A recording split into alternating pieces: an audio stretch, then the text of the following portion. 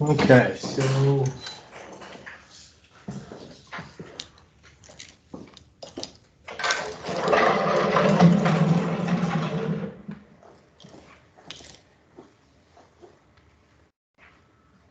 we're at lecture 19. For better or for worse.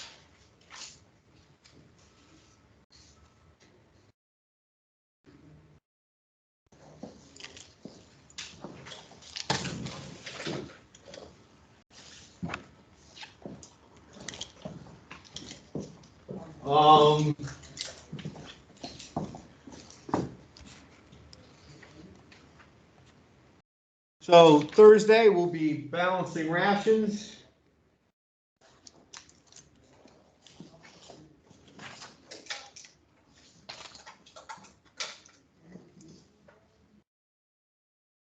Hope that stays. Balancing your first rations, we'll be talking about reading an analysis sheet. We have some new analysis in, making sure that we understand what those fractions are. Should be able to understand most of them. Review sessions, we'll try to start those on Monday. So rest of the semester, you should have this in your handouts. So the highlights, exam 2, we'll go with majority rule. 17th, we'll have the exam down here, probably in 117, which is the president's room. That's where I did it last year. Lab practical on your handout there. I'm giving you the test. So that's what's going to be on the test. We can go over that, make sure that's done. And then during finals week, we'll have the third exam. Exam 2 we'll probably cover through today. And then we'll stop and you'll have a couple weeks to study and get ready and ask questions. Go to the end of protein seems to make sense. Lab.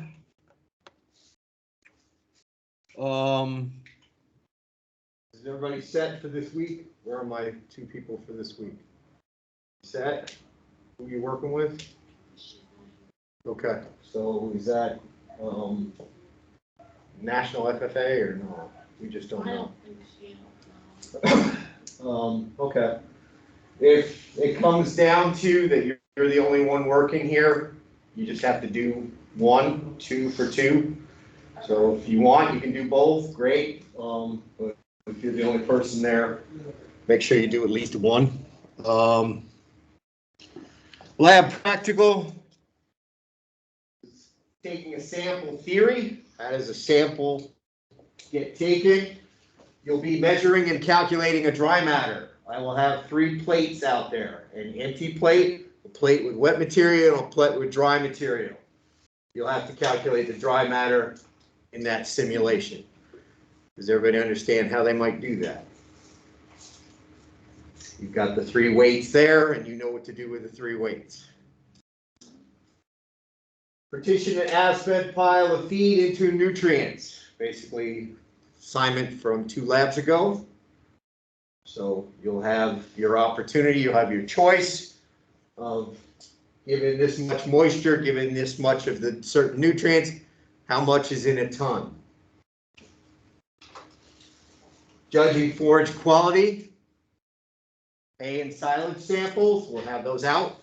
You'll judge those and give me your reasons why you think it's high quality or low quality. You will calculate new feed weights based on new dry matter percentages, and you'll balance 2 lactating rations. Any questions on that?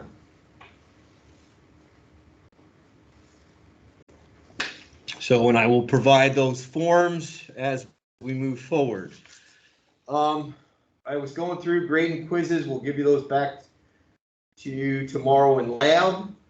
But what are the purposes or advantages of feeding fat to a lactating dairy cow? A lot of you said feeding fat to increase milk fat. Where did you get that from?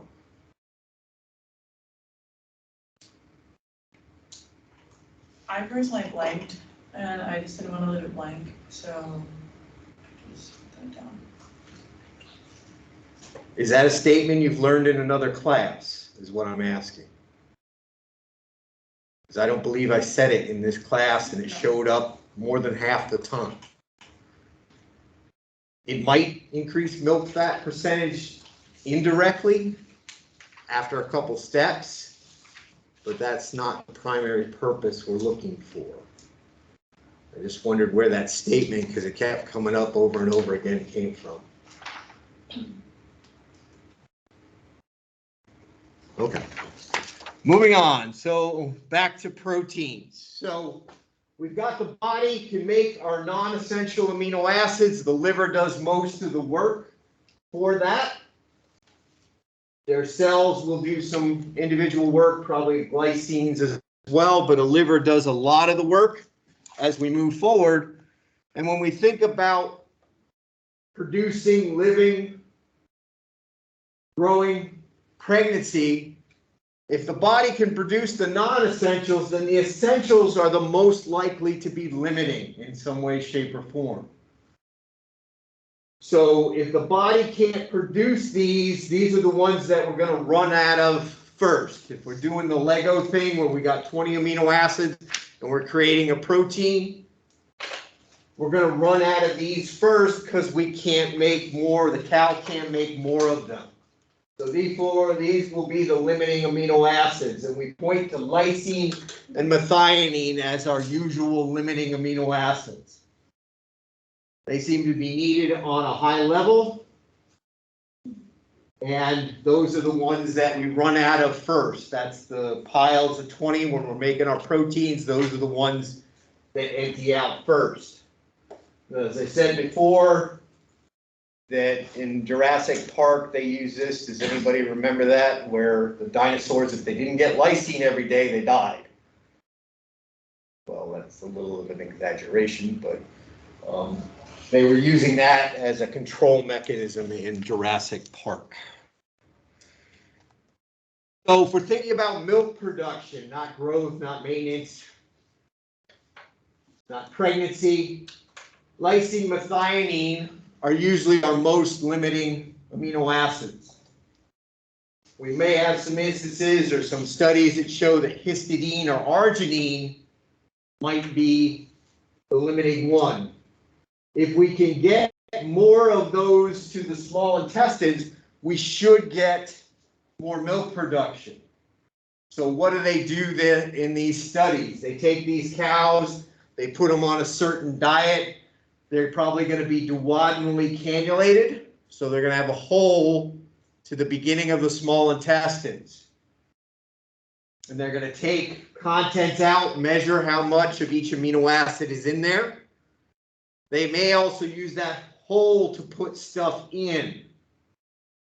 So given a certain diet, if they add lysine or methionine at that small intestine directly, does that research group, does that group of animals that get that additional lysine, that additional methionine actually produce more milk, or specifically more milk protein? And in a lot of cases, doing that infusion, doing that addition directly at the small intestines will lead to more milk production. So that's where we come to say that that's the most limiting thing there. So that's great when we're thinking about protein, but when we're thinking about milk production as a whole, we have to ask, what is the most limiting nutrient? And most of our ration balancing programs divide it into, is it energy limiting? You're not getting enough energy to produce more milk? Or is it a protein effect? So energy limiting or protein limiting. So based on all the calculations that go on behind the ration balancing programs, they're going to predict a certain amount of milk based on energy and a certain amount of milk based on crude protein. Those tend to be separate sets of equations behind the ration balancing programs. And we find which is most limiting. If energy is most limiting, doesn't matter how much more lysine or methionine you add, you're not going to get a response. Energy is the first limiting. The only way you're going to get a milk response is to add more energy. So we have to go to that first limiting. Well, we're assuming all the other nutrients, all the other 50 nutrients, give or take, are in excess, except from lysine and methionine. So if we go on that assumption, if those are the limited things limiting milk production, if we can get more of that to the small intestine on our farm, and we're not going to run around with needles injecting into the small intestine, A, that would be very, very tedious, and B, how do you know you got the small intestines if you're doing that every day? If we get more to the small intestines, we should be able to get more milk or milk components. So how do we get more of the limiting amino acids to the small intestines? Maybe we feed more of those two amino acids. We feed more lysine, we feed more methionine. What's the challenge or problem with that assumption?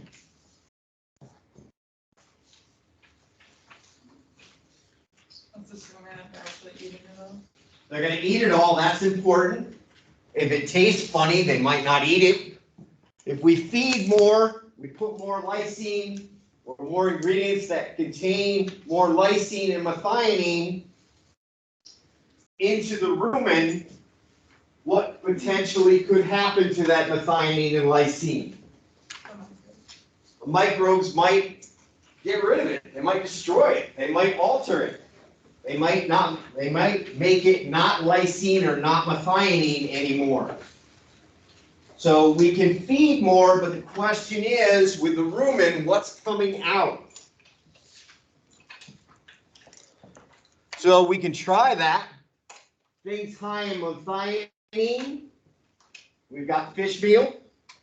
What might the challenge of feeding fish meal be? Not palatable. Yeah, not cow. You're gonna get.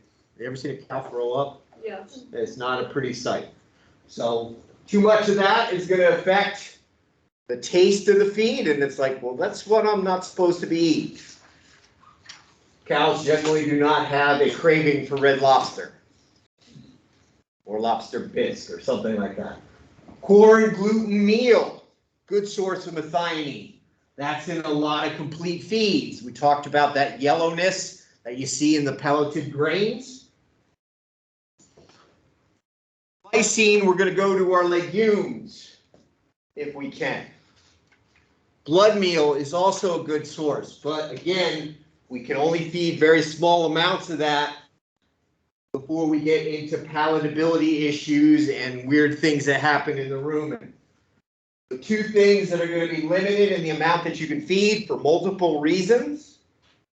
And then we get our soybeans that are processed to make sure we don't have that lysine inhibitor in it as we move forward.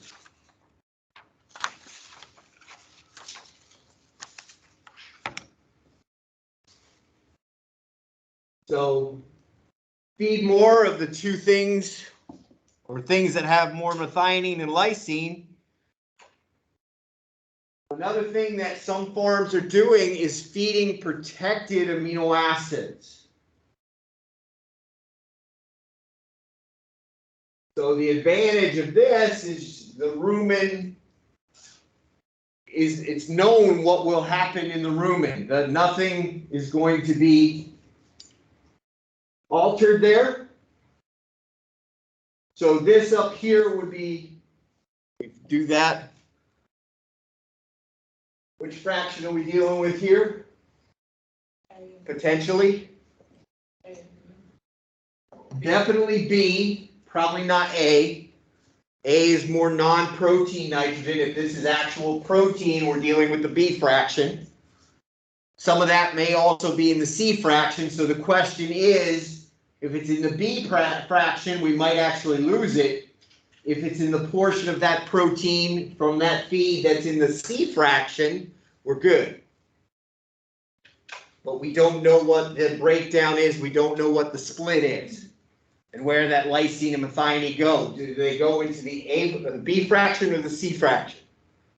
goes in the B fraction, we may have fed extra for no gain. What about here? Ruminally protected amino acids. They are C fraction. They're not really protein, but they are unaltered in the rumen. And once they hit the acid of the small intestines, those capsules open up and release the amino acids that can then be absorbed. We might also consider, and this is something that most people don't think about, if we could get more microbial protein produced, that should have lysine and methionine in it. Maybe we can take advantage of that. So what fraction would that be? B and A. Whatever's produced by the microbes comes from the A and B fractions. So our goal ultimately is to get more of the limiting amino acid to the small intestine. And what we're trying to do in our ration balancing programs is we put all our feeds in, the computer splits them into fractions. Well, we think this is going to be degraded in the rumen, this part is not. If we make those assumptions, and they are assumptions, I'm going to have these amino acids in my C fraction and these amino acids in my microbial protein fraction. Those are all the ones the cow has available. The computer predicts that. And it tries to come up with something that when it leaves the rumen, gets to the small intestine, you're in a 3-to-1 ratio of lysine to methionine. That seems to be optimum for milk production. And again, you're kind of going, well, it's sort of right. So this only works, getting more limiting amino acids to the small intestines, only works when what? Works in the sense that you're going to get more milk production, more milk protein production. It only works when what? Lysine and methionine are what's limiting your milk production. If energy is limiting milk production, it doesn't matter how much extra protected amino acids you throw at them, nothing's going to happen. Or if it's a fiber issue, a starch issue, if it's a mineral issue, a vitamin issue, extra amino acids will not fix those problems. So if somebody's selling you protected amino acids, what do they have to do? Prove you that it's what's limiting. They have to prove to you that that's what is slowing down your milk production. What are most sales people going to do? What are you talking about? So if you want to work with them, they need to prove to you that if you're going to pay extra for this, they're going to show you some way, shape, or form that amino acids are what's limiting your milk production. Otherwise, you might as well just throw it out the window. Does anybody like throwing money out the window? No. Not unless there's somebody down there to catch it, right? So make sure that we ask those questions. That discussion there comes from that article. So let's talk about crude protein requirements. So we're backing up from amino acids. We're talking about crude protein. What nitrogen do we need to get the job done? So we've got our animals. We've got a 200-pound calf, 700-pound heifer. I think I might have been redundant on that one, but I wasn't sure who was going to be here and who not. A dry cow and a lactating cow producing 100 pounds of milk. So probably looking at a Holstein, I think is what I did, with a normal milk protein of about 3%. So our calf, you're going to need something short of a pound of protein a day. So what do you as an adult, more or less adult, fully grown, need in a given day? 60, 70 grams of crude protein. That's a fraction of what that growing calf might need. That calf is going through tremendous changes, growing rapidly, putting on up to 2-3 pounds a day.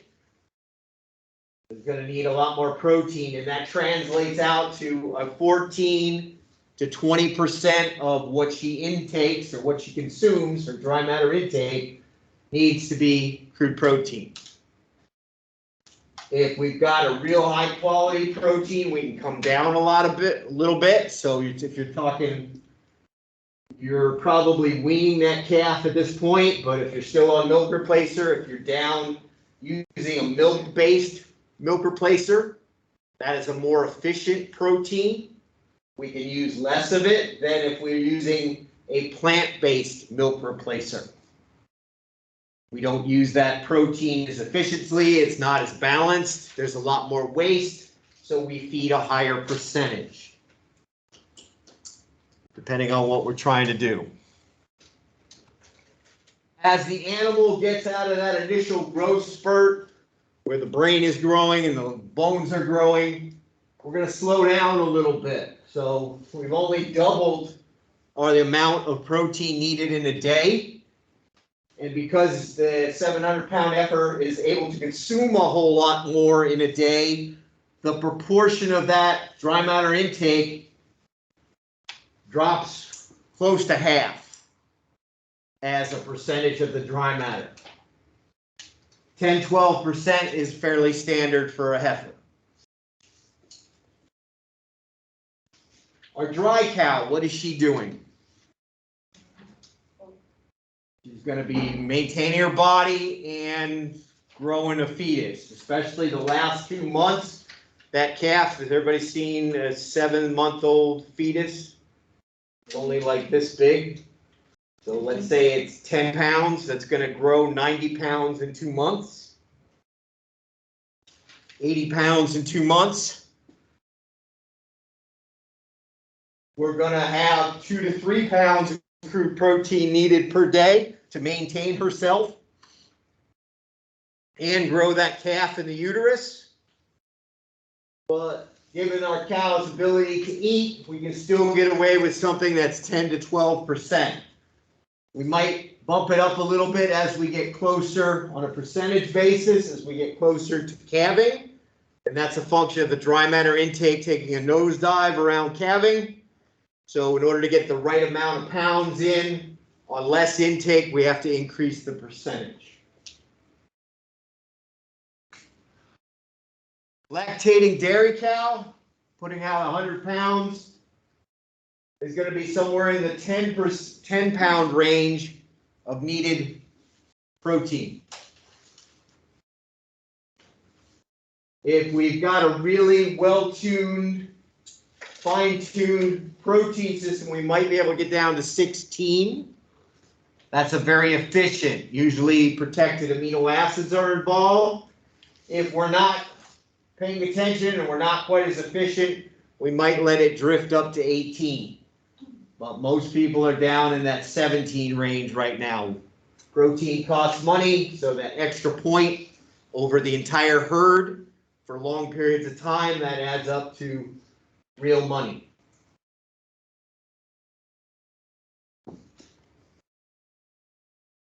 So if we're less efficient on this side, more efficient over here on the left side, as our prediction of amino acid gets better, as we understand what's going on in that rumen, that we can predict the outflow and what goes to the small intestines, and we know how those amino acids at the small intestine will be used, we can be more precise, more definitive, and more efficient. So that's where you see the used to be 18 to 19%, probably even 15 years ago, was a standard lactating ration. We're coming down into that 16.5 range because we're getting better predictions of the supply of amino acids to the small intestines. And that supply is the microbial protein and the untouched feed protein. What disappears, what gets altered in the rumen, what remains unchanged, what comes out, the better I can predict that, the lower protein I can feed without compromising milk production. Yes. I have something off. Sure. What's up? So this morning Marsha was talking about scheduling for next semester, and she's our advisor that you are. Okay. So she said it starts today, and that scheduling is like next week. Do you have like? I don't have a sign-up schedule sheet? yet. If my world works out, I will get you in. We'll have a sign-up schedule by tomorrow. Okay. If all helps. I'm a little behind. There have been a number of things drawing on my time, and if scheduling it next week, that's next week. Right. I was just wondering about sign-up sheet. We will get that in one way, sure. I will try to get it for lab tomorrow. If not, it'll be there first thing Monday. So bring your calendars tomorrow and we'll get things sorted out. Okay? You're welcome. Yeah, I saw the pins come through yesterday, so. One thing we need to talk about is the urea cycle. So in a human, we would take amino acids in the liver. The first step in burning them for energy, which is the basis of the Atkins diet and the paleo diet and all that stuff, is you're burning protein for calories.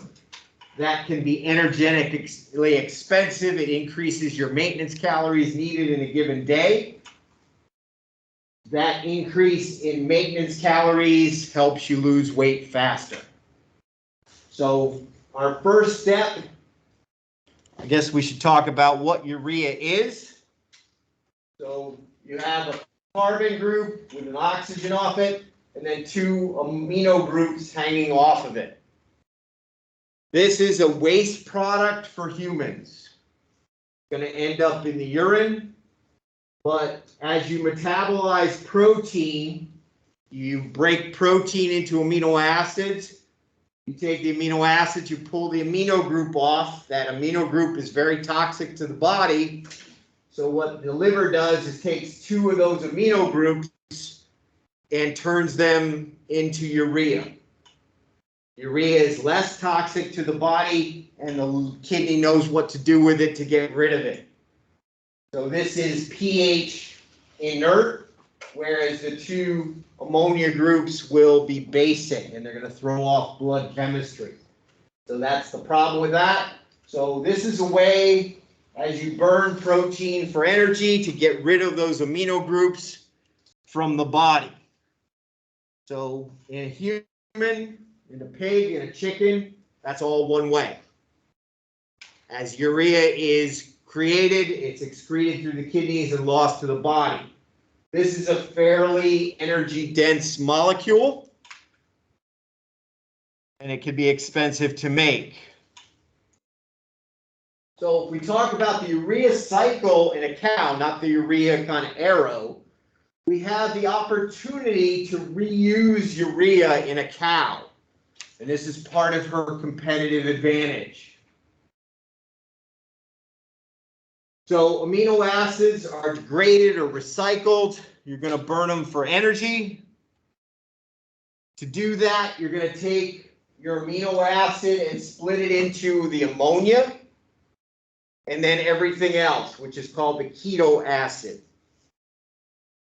So we talked about the generic structure of an amino acid. The first thing you do is you pull the amino group off. Two amino groups or ammonias are going to form one urea.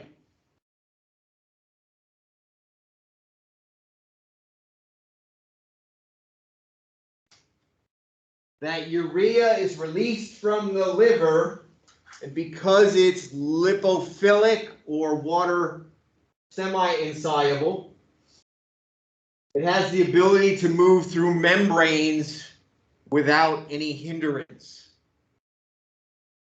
It's not a polar molecule, so it tends to spread through the body on a uniform level. So we'll measure that urea a number of different ways. Blood urea nitrogen, plasma urea nitrogen, or milk urea nitrogen. They are all very similar, highly correlated. So buns, puns, and muns. So we need a needle to get these. We can just take our hand and squirt out, take a sample to get milk urea nitrogen. So that's the way we usually do it with our cows. This becomes a measure of protein efficiency. All three of these measurements are highly correlated because urea spreads out through the body evenly. So if you could do a tissue urea nitrogen, it would probably be about the same or correlated with the blood. So the kidneys are going to take stuff out, it's going to redistribute and lower the concentration throughout the body.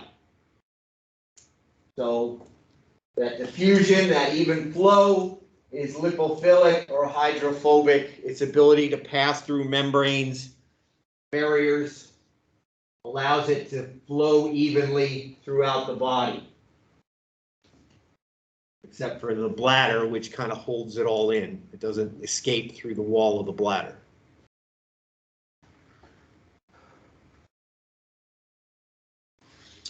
If the urea goes to the kidney, it gets excreted.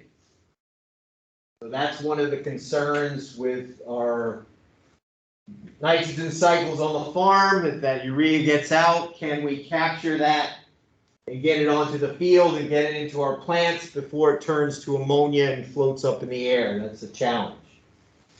With our ruminant, if it goes to the salivary gland, it will go into the saliva and then into the rumen.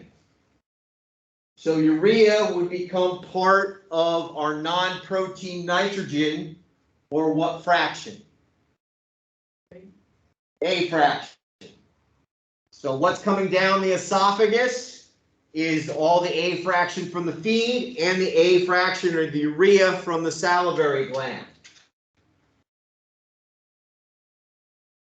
If urea goes into the rumen, it goes in the rumen. It can diffuse across the rumen wall. So as part of the urea cycle, it can come down the saliva or it can move across the wall of the rumen.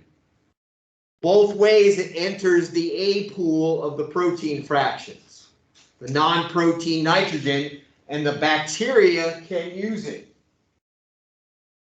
So the advantage of this is that urea is not exclusively a waste product in our dairy cows. It can be recycled back through.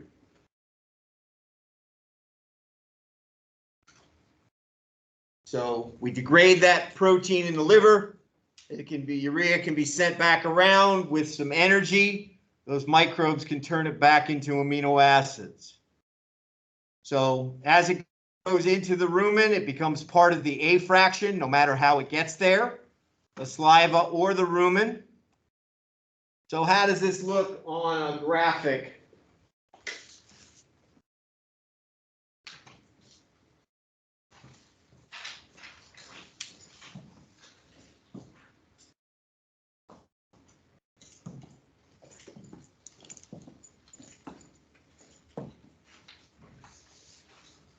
So not the best drawings in the world, but I wasn't hired for my art ability. So the urea cycle in a cow. The tissues or organs that we're going to be involved with, we have the kidney. So in the kidney, if you've ever dissected a cow, you have the lobules. You don't have the smooth surface kidney like we do as humans. Liver, you've got the 3 lobes usually associated with the liver, and that's where urea is generated. We have our rumen and reticulum here. We're looking at it from the left side.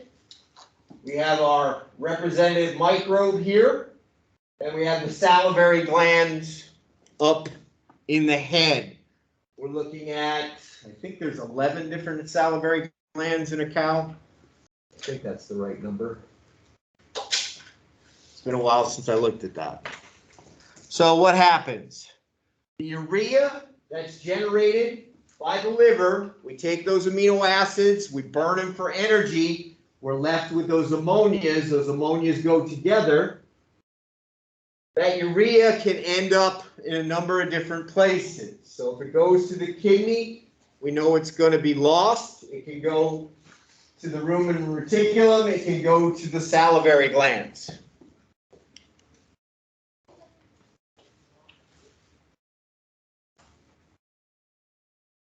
So we know in the kidney, it's going to be lost. Now that may be recycled by a plant somewhere, we hope at some point, and turned back into protein. But within the body, crossing into the rumen, either down the esophagus or across the rumen wall, we can get microbes regenerated by our microbial metabolism. So they'll take the ammonia, the urea, split it up into ammonia. They'll take carbohydrates, they'll stick the ammonia and carbohydrates together. When they do that, they form the amino acids that they need. So what advantage might be, what might the advantage be for this kind of thing?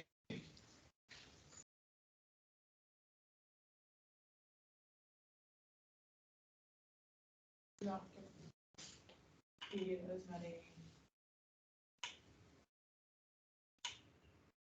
You might get a more efficient protein metabolism. You might not have to feed as much.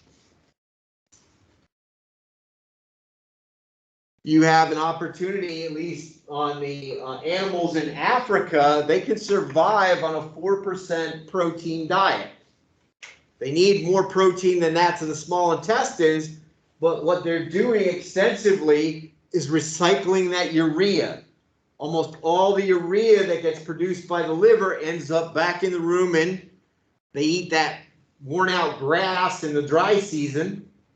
Ruminants will actually gain weight during the dry season, whereas zebras and other hindgut fermenters will not. So the advantage being able to turn that waste product back into protein gives the cow a competitive advantage. We might have to feed less protein and hopefully keep our rations cheaper if we're taking advantage of this cycle. So how do we measure that? How do we make sure that that's where it needs to be? We would measure our MUNs, milk, urea, nitrogen. The more milk, urea, nitrogen, the higher it is, the more inefficient we are. When I was in your seat, we wanted MUNs about 15 milligrams per deciliter. We've gotten better at prediction of protein, better at managing the protein in the rumen, better at providing the cow what she needs. We brought that number down to 12, 11, 10. That's what we're looking for our MUNs. If we're in that window, which is something the nutritionist checks every month, she's happy. We've got a good urea cycle going. We're not wasting too much protein. We're taking advantage of what we can to make sure that we're using protein as efficiently as possible. Yes? If you're not in that range, how would you go about fixing that? You got to figure out what the problem is. Are you feeding too much protein or too little energy? The idea of using that urea efficiently is the microbes take the energy from the NDF and the starch and the protein that they have, and they make microbial protein. You have too much protein, you're overwhelming the system. That's inefficient that way. If you don't have enough energy to get that thing creating, that's a problem. So you have to kind of sort through, is it an energy problem or a nitrogen problem? So also, if you get up above 20, MUNs of above 20, you start to affect reproductive health or reproductive success. As we said, that urea passes through the entire body. It's going to go to the uterus as well. As it comes out into the lumen of the uterus, there may be microbes there, maybe tissues there that will convert that back to ammonia. you think ammonia and an egg, an embryo, or sperm get along well together? No. So you, with that high protein inefficiency, you will be altering the uterine environment in a negative way. So ammonia is good for cleaning things, not for fostering the next generation. Any other questions about the urea cycle?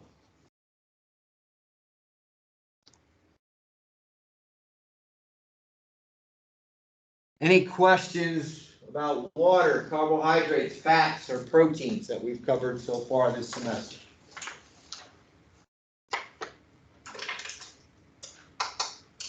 So next time we'll start on minerals and vitamins. I've got a quiz for you. It's as much an attendance quiz as anything else.